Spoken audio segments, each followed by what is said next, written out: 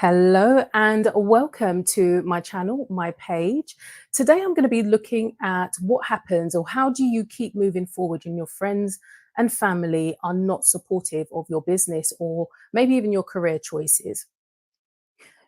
You may be that you are in a position where you have a business idea that you've been sitting on for so long and it's gone stagnant because you're just kind of scared that you haven't put it forward to your friends and family because you don't want to hear, why do you want to do that? You've got a secure job. Why do you want to take on that much stress? Or who's going to help you with that? Or it might even be that it's a career choice and you might have some news that you're excited about, but you've gone and shared it and you haven't had the same level of excitement that you thought was going to be reciprocated. And it's kind of left you a bit it's left you a bit flat. So, today, that's what we're going to talk about. And if you're seeing me for the first time, my name is Rachel Charles, and I'm a transformational life coach and speaker. And I work with women who want support in transitioning without burnout from their 9 to 5 into building the businesses of their dreams so that they can live a more fulfilled life. And the truth is, a lot of these women that I'm working with are in situations where they're not having that level of support that they actually thought they were going to have from the people who are closest around them. And I'm saying all of this, and I'm hoping that you are not hearing the noise that I'm hearing. Just checking to see that I'm live. But I've got my window open and I'm sitting here and I'm talking and I'm trying not to bop my head because neighbors kind of a couple of streets away are playing really loud music and it's really catchy, but I'm hoping it's not coming up on the live feed. So if it is distracting, somebody please let me know and I may have to do this again. But hopefully it's quiet enough that it's in the background, that it's just like soft accompanying music. And I'll try not to bop my head to Jay-Z and Beyonce Crazy in Love. But anyway, so today I'm talking about what happens when your friends and family do not support your business. And I feel that I really just have to start off by saying and making it just really clear that your friends and family do not have to support your business. And it's really good to look at what does that support look like, because that support really is on a continuum. And it's important to look at, what somebody's lack of support, what may look at as a lack of support for one person may not be for another. So it might be, what are you doing that for? And that's seen as a lack of support. And somebody might take that as, that might be somebody's fuel to go ahead with, oh, you think that I can't do this? I'm going to do it. For somebody else, it might land another way. So where I say that the lack of support is on a continuum, it's on a continuum in terms of what, how adamant they are in, I'm not supporting you, to, yeah, you really shouldn't do this, I'm not supporting you.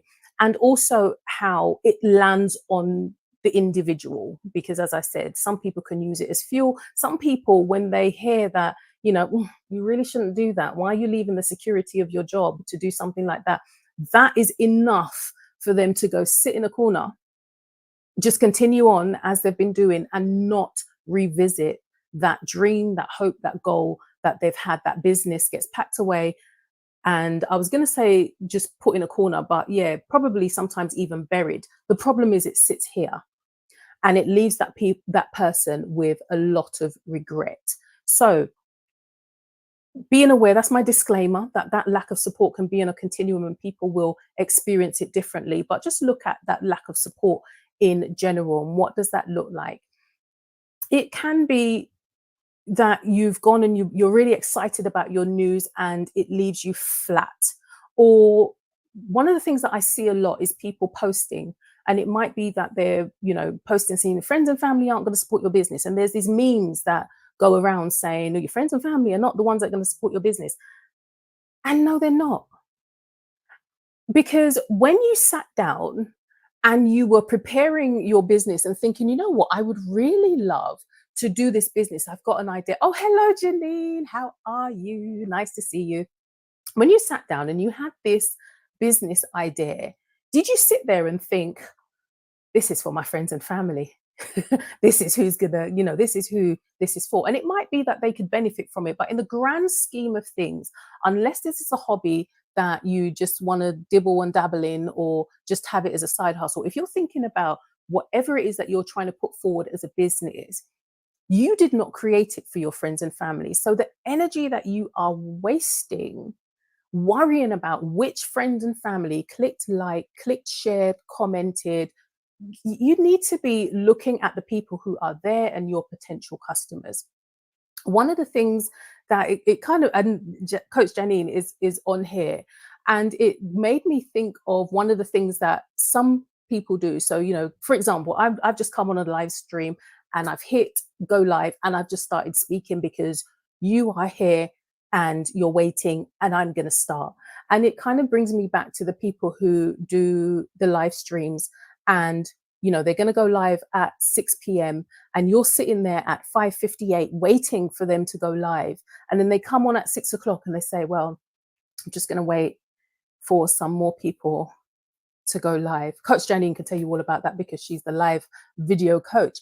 And what you're doing is, when you're worrying about the people who are not there yet, is you're ignoring the people who are already there and supporting you. So when it comes to your friends and your family, I can probably count, I can guarantee you probably have about 5 to 8 of your hardcore, bona fide, ride or die friends or family who will post everything you put out. They are 100% supportive. So when you're feeding into this narrative of friends and family are not going to support, friends and family are not the ones who are there, you're ignoring those who are going to support everything you do. And sometimes your business, as I said, is not for your friends and family. And those people who are helping and sharing, it's not for them, but they're going to support you anyway. So do not ignore those who do.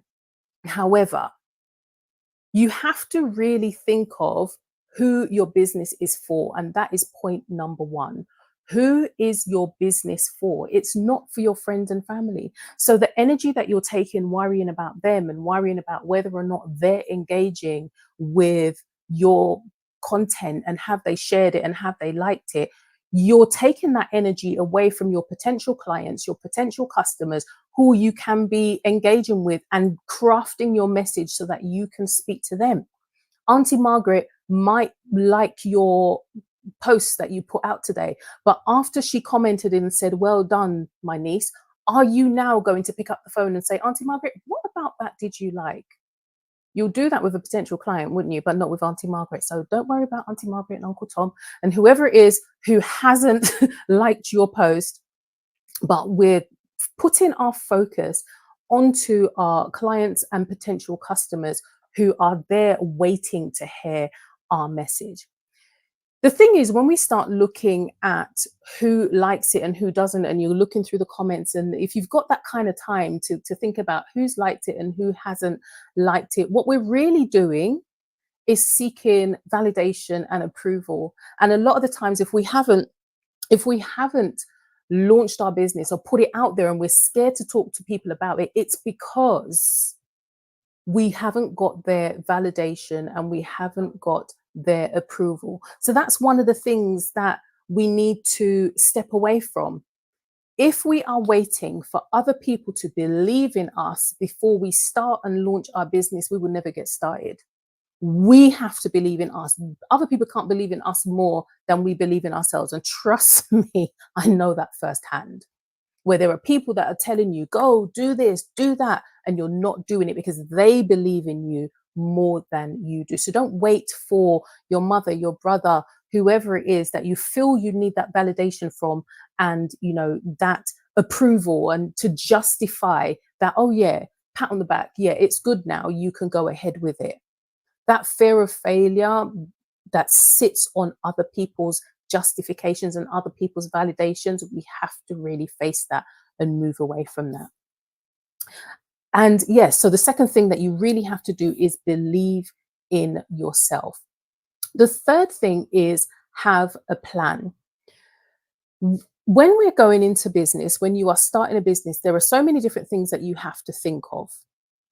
And one of the things is just being very clear on why you're doing it, who you're doing it for, and also being very clear on who you are and why you're doing it, and why whoever it is that you're providing this service for needs you. And that's why when I'm working with my clients, I go through what the 5 W's are. And this is literally the who, what, who, where, what, when, why of who are you, what's your business, and who's your client. And when you can get very clear on that, it feeds into your plan, and you get very clear on what your next steps are. And it won't matter who supports you or not, because you know exactly what it is you're doing.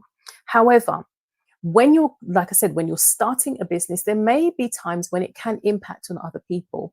If you are in a 9 to 5 and you are starting a business, there may be, there will be, not even may, there will be time constraints. You're not going to be able to do everything the way that you used to if you were just doing your 9 to 5. It's going to be, your time's going to be all chopped up, and you're going to be pulled in different directions. And you might even feel guilty that you're not spending time with people as you used to. You need to work out, who do you need support from in your plan? That's what that plan's going to do. And one of the things where I said that lack of support, okay, the kids are out now, I don't know if you can hear that.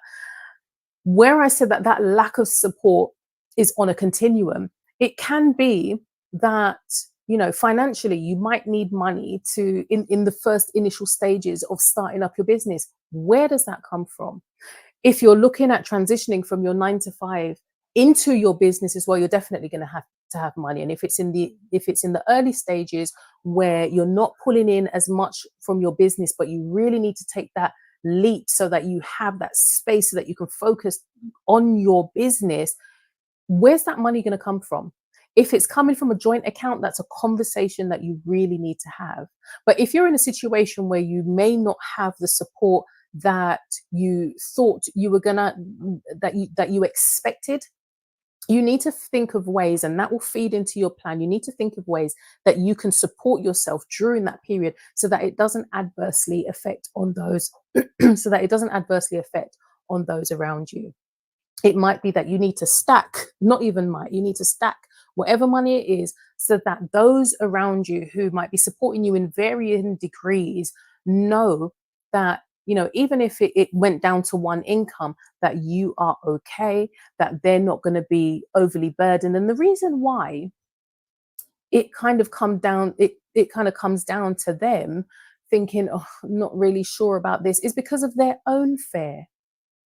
And that's where it goes back to the point before. Point number 2 is believing in yourself. If you don't believe in yourself enough, no one else will believe in you. So your plan, your self-belief, and not seeking validation from other people to give you the, okay, yeah, it's right to go ahead, because it's never going to be the right time until you make the right time. When all of that comes together, you will know that you're ready to go forward, whether you have that support or not. Doing this it's a really lonely business. It can be extremely lonely when you are setting up, working, trying to grow a business, especially if you're working a 9 to 5 and people don't quite understand, why on earth will you be taking on this extra pressure, extra responsibility? Just work your job and go home. Why are you doing this other thing? You're not always going to have those people, like I said, that support system who are, your first line of support. You have a first line of defense, you have your first line of support. So your friends and family, those who are closest to you, they're not always going to understand why you're doing that. So number 4, you really need to go out and find people who are in the same space as you. Networking, accountability groups, finding other business owners, people who are doing the same kind of journey as you, it might be moving from their 9 to 5 and into running their business, or it might be that you're looking at a kind of, career progression and getting a mentor. Find people who can support you. And that's one of the reasons, especially for the people who are transitioning out of their 9 to 5 and into building their own business. That's the main reason kind of why I've put together the Own Your Wings Academy. And that is going to be launched soon. And this is where you will be able to find people like-minded, going through similar as yours. There'll be the live sessions, Q&A, so that you are in a family, a global family of people who are experiencing similar to you. It is really important. It can be really isolating to go through this alone. So it's really important that you don't go it alone and find people who are on the same journey. And in terms of going through this alone, and number 5, get yourself a coach. And I say that not just because I'm a coach, but I'm a coach who has a coach. So you cannot go through things like this just on your own, especially if it's your first time going through it and you don't have the experience to lean on. And as you expand your business, there's going to be different levels that you unlock. It's like those video games, you know what I mean? When you get through and you slay that last dragon at the end and it opens into a new thing and you get all the coins. That is going through your business, and you need that kind of support to go through as you're unlocking different levels. The coach will give you the cheat codes. Oh, that's a new analogy. The coach will give you the cheat codes of how to grow and expand your business. There was this saying, I remember when I was doing my qualification, that they were saying, it's quicker by coach. And it definitely is, because you can, and many people are able to go through and, set up their business, do all of the things that they need to do. Okay, I can hear the birds now. I don't know if you can hear that. It's noisy today. But you can, and you will, and many people have, put together their businesses and they've become extremely successful. However, for many people, it will go a lot quicker, a lot easier. You'll be able to bounce off ideas, have that support, and have a space where you can be held accountable and held by someone who is non-judgmental, who will be able to support you through those difficult decisions of starting up and what am I doing? What does that look like? What does my branding look like? What does my voice sound like? Who am I speaking to? How am I coming across? What do I do to unlock the next level of my businesses? Get yourself a coach. So just to recap, as I said, there are many of us who have gone through, and if I think about it, for me, when I spoke about the 5 to 8 people who might be supportive of your business, I'm talking about myself as well, because I can think probably about 5 to 8 people who are actual friends and family who will support and share, but they are not your customers. So be absolutely grateful for them, because where they come in beneficial, don't ignore those people and feed into this thing of friends and family. Friends and family aren't really going to grow your business, but be grateful for those who are there and don't overlook them and fall into this. Friends and family aren't going to grow your business, because at the end of the day, their like, their share, their comment, they're talking about you, even sometimes if they don't even understand what they're doing, but they're just so supportive of you and they're going to share it. That could reach the person who's going to be your next potential client. So don't sleep on those people, but also don't waste time about those where, oh, Uncle Jack didn't like my comment. Really? Is Uncle Jack your client? No, he's not. So what you have to do is, number 1, just to recap, be very clear about who your business is for. And so you won't worry about Uncle Jack not liking your comment. You're going to be tailoring your message to the person, your potential client, who needs to hear your message. Number 2, you're going to believe in yourself more than you need other people to believe in you. Because when you believe in you, then they'll believe in you. And that might make those conversations a lot easier when it comes to this whole lack of support sometimes that you get from friends and family.